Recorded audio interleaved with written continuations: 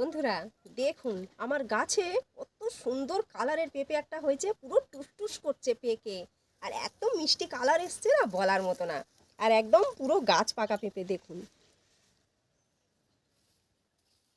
দুটো পেঁপে একসাথে পেকে গেছে, একটা একটু বেশি পেকেছে, একটা একটু কম পেকেছে। এখন আমি পেঁপেটা পেড়ে নেব।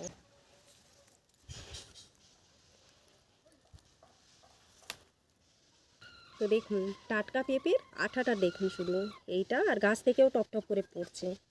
আর কালারটা দেখুন কত সুন্দর, টুসটুস করছে, একদম গাছ পাকা পেঁপে।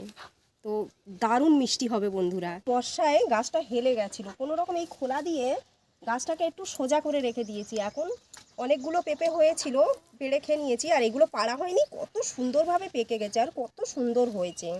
আরও একটা আছে, আমি পেড়ে নিচ্ছি। পেঁপেটা পুরো একদম সলিড পেঁপে, আর দেখুন দুটো কত সুন্দর কালার হয়েছে।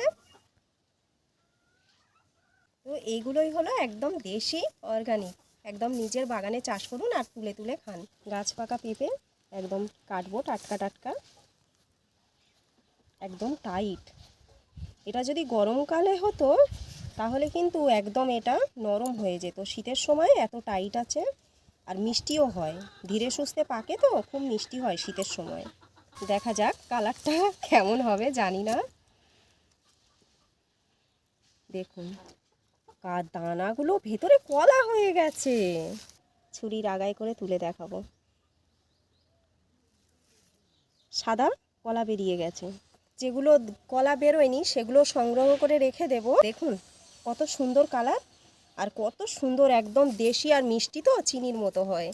ওয়াও, কতটা সুন্দর আর কি দারুণ কালার।